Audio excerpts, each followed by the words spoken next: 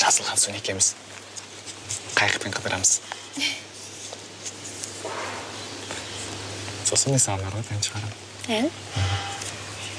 Ол әнді қалай атайсың? Қайықта. Қайықта?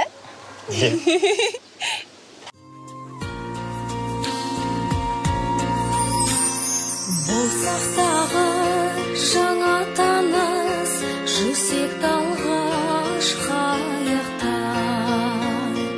Ұшқыр қиялы кетті алыс, бұйырмашы айыпқа. Самал болып толғандырған айдын шалқар